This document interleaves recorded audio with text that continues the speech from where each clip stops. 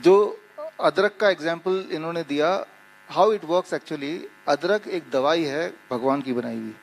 जब आप उसको ज़्यादा खाएंगे तो आंखों से आंसू निकलेगा। आंसू निकलने का मतलब कि उस वक्त आपके बॉडी का नाइट्रिक ऑक्साइड प्रोडक्शन बढ़ गया। नाइट्रिक ऑक्साइड क्या है, जस्ट एक मिनट में आपको समझाना चाहता हूँ। जब भी नाइट्रिक ऑक्साइड बॉडी में बढ़ जाता है तो बॉडी का जो ब्लड वेसल है इट डायलेट्स। जहाँ भी कंस्ट्रिक्शन हुआ है, सबसे ज़्यादा जहाँ पे रुका हुआ है वो सबसे पहले डायलेट होगा। डायलेट का मतलब होता है खुलना। तो इनको ये पता चल गया कि कहीं तो कुछ बंद हो गया है, कहाँ बंद हो गया नहीं पता, बंद तो हो गया क्योंकि सिम्टम दिख रहे हैं, तो खोलना है। खोलने के लिए भगवान का दवाई अदरक, लहसुन, कोई भी ऐसी चीज इनमें से जो मिल जाए या दोनों, जब उसको चबाएंगे, बहुत ज्यादा चबाएंगे तो आंसू आएगा। तो आंसू तभी आएगा जब डायलेट खुलेगा, और खुल गया मतलब चाबी है हाँ आपके ब्लड वेसल खोलने का, दैट इज अदरक और लहसुन, राइट। तो उसे खुल गया तो बात बन गई। Thank you. तो मैं यही बोलना चाह रहा हूं कि ये इतना पावरफुल है कि मैं तो ये बोल रहा हूं कि ये नॉलेज, ये छोटी सी नॉलेज, राइट। फर्स्ट इसमें मान लो कोई ऐसा है जो चेस्ट पेन बता रहा है, तो हो सकता हार्ट अटैक हो सकता हार्ट अटैक ना हो, हमें नहीं मतलब, नहीं उसको रिलीफ देना है। तो रिलीफ देने का क्या है कि जैसे ही आप किसी कोई ऐसा बोलता है तो सबसे पहले दीवार है और दीवार में ऐसे उसको बिठा दिया, और ये जो मैं बैठा हूँ और ऐसे बैठा हूँ पीठ लगा के, और दोनों पैर अगर ऐसे हैं, ये इसे कहते हैं हार्ट सेफ पोस्चर। ये जो जहाँ पे पेन है वो तकलीफ कम करना और जो डैमेज है उसको कम करने का पहला स्टेप। तो इसको कितना टाइम लगेगा बोलने में? 1 सेकंड, 2 सेकंड, 3 सेकंड, राइट। एक तो तरीका पैनिक करने का रवि जी ने बताया था अभी कि डॉक्टर के पास ले चलो, हॉस्पिटल ले चलो, तो उसमें टाइम ना बिता के वहीं ऐसे बिठा दिया। जब वो ऐसा बैठा है इतने टाइम में, अब जाके जैसे उन्होंने बताया अदरक ढूंढ के लाओ। मैं तो बोलता हूँ कि उसको रखिए पास में, ऐसे ढूंढने की जरूरत ना पड़े। It is a medicine. आप हमारे हॉस्पिटल में आइए, हिम्स हॉस्पिटल में, वहाँ जो इमरजेंसी रूम है वहाँ एज ए मेडिसिन अदरक लहसुन रखना कंपलसरी है, और ड्यूटी है कि रोज उसको चेंज भी करना है क्योंकि वो खराब होता है, राइट। तो वो इमरजेंसी मेडिसिन है वो। तो इमरजेंसी मेडिसिन हमारे हॉस्पिटल में रखा रहता है, आप भी रखिए अपने घर में। रखते तो हैं लेकिन पैनिक होता है तो अच्छा खासा इतना अमाउंट, राइट। तो ऐसे बिठा दिया, अब वो चबा रहा है, और जैसे जैसे चबाएगा आंखों में आंसू आएंगे, उसी स्पीड से उसका पेन कम होता जाएगा। यानी कि बॉडी का जो ब्लड वेसल है, इस केस में हार्ट, उस केस में ब्रेन, वो खुल चुका है। इतना बॉडी को स्विच ऑन करना है।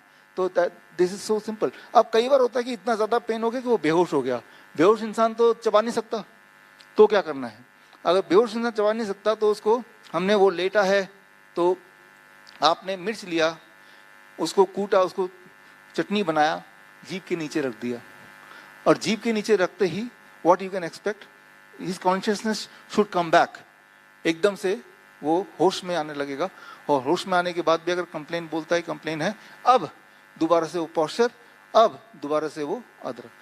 तो एक बात याद रखिए कि जब भी कभी इस तरह के हादसे होते हैं, वो जो गोल्डन टाइम होता है वो 10-15 मिनट का ही होता है। क्या आप कोई ऐसी जगह जानते हैं जहां से हॉस्पिटल 10-15 मिनट में पहुंचाया जा सकता हो? ऐसी कोई जगह नहीं है। इवन हॉस्पिटल के इटसेल्फ में एक जगह से दूसरी जगह पहुंचाया नहीं जा सकता, और अगर पहुंचाएंगे भी तो क्या ये वाला इलाज करेंगे? और दूसरा जो इलाज है, क्या वो इफेक्टिव है? इस टॉपिक पे कभी और हम बात करेंगे, लेकिन फिलहाल अभी जहां तक पहुंचे हैं, आपके दिमाग में बहुत सारे सवाल वगैरह होंगे, तो जैसा हमने प्रॉमिस किया था, आप अपने सवाल लिख सकते हैं। अपने अगर लिखा है तो वो कोई उसका कलेक्ट करना है, किस तरह से आगे करें। देखिए क्वांटिटी में आप देखेंगे इतना बड़ा पीस भी कम पड़ जाता है। अब उतना उन्होंने बोला आधे घंटे तक चबाना है, मान लो इतना बड़ा piece, right. It can be 200 gram easily. हालांकि 200 ग्राम बहुत ज्यादा होता है, लेकिन उस वक्त लाइफ एंड डेथ का मामला है, राइट, पैरालिसिस का मामला है। चबाते रहें, क्वांटिटी नहीं देखना, चबाते जाओ, देते जाओ, कोई ऐसा नुकसान नहीं होगा। हालांकि इट इज ए डिस्कम्फर्ट चबाना भी अपने आप में। आप एक बार ट्राई करके देखिए, वो रेसिड्यू को थूक सकते हैं, वो जो चबा रहे हैं थूक दिया residue, that is a fibre. वो खाएंगे भी तो कोई नुकसान नहीं है, उसका कोई एडवांटेज भी नहीं है। It depends on the patient. उसको थूकना थूक दीजिए, उसका जो रस है that is what is working. देखिए उस वक्त छिलका निकालने का टाइम नहीं रहेगा ना, उसको चबा लेना उसको। जिसको क्वेश्चन पूछना है वो सामने आ जाइए, ये पूछे, बाइक है आपके पास। सर मुझे पूछना था कि दूध लेने से कोलेस्ट्रॉल बढ़ता है क्या? हाँ देखिए, एक बड़ा इंटरेस्टिंग क्वेश्चन है, दूध लेने से बढ़ता है कि नहीं। जो भी खाना ऐसे है जिसमें कोलेस्ट्रॉल है वो खाना आपको नहीं खाना चाहिए। कैसे पता चलेगा कौन से फूड में कोलेस्ट्रॉल है कौन से में नहीं है? याद रखिए, भगवान ने कोलेस्ट्रॉल बनाने की शक्ति, क्षमता सिर्फ एनिमल्स को दिया है। एनिमल्स जो लिविंग बीइंग्स हैं, जैसे हम हैं, एनिमल हैं, हम बॉडी में कोलेस्ट्रॉल बना सकते हैं। तो जब भी आप एनिमल फूड लेंगे, मीट, मछली, अंडा, दूध जो है वो एनिमल फूड है कि प्लांट फूड है? एनिमल। तो दूध है तो कोलेस्ट्रॉल है, राइट। तो जब आप प्लांट लेंगे, जैसे काजू है, ये प्लांट है कि एनिमल है? प्लांट है। तो प्लांट में काजू कोलेस्ट्रॉल नहीं है। तो जब भी कुछ खाएंगे, if it is animal avoid it, if it is plant have it in plenty. और कई बार कुछ लोग हैं आप में से जो नॉन वेजिटेरियन छोड़ नहीं सकते, नहीं हमें तो खाना ही है, फिर फायदा क्या जी के? तो मैं यही बोलूंगा कि वही वाला एनिमल खाइए, खाना ही है तो, जिसके बॉडी में कम कोलेस्ट्रॉल हो। अच्छा, अब सवाल क्या है, कैसे पता चलेगा कौन से एनिमल में कम कोलेस्ट्रॉल है? सिंपल, जितने कम पैर उतना कम कोलेस्ट्रॉल। सुअर के 4 टांग बहुत कोलेस्ट्रॉल है, छोड़ दीजिए, राइट। मुर्गी के सिर्फ 2 टांग, थोड़े कम कोलेस्ट्रॉल है। मछली के एक भी टांग नहीं, और कम कोलेस्ट्रॉल है। तो मछली फिर भी खा लीजिए। एक किसी ने पूछा, फिर तो सांप में तो एक भी तो सांप के स्किन के अंदर there are thousands of miniature legs, skin के अंदर। इसका मतलब that is very very dangerous. मुझे पूछना है, एक्सक्यूज मी, माइग्रेन में डॉक्टर सजेस्ट करते हैं कि आपके पैर पिलो पे रखे और सर के नीचे पिलो ना रखे। हाँ। और माइग्रेन में आप कौन सी थेरेपी देना चाहेंगे?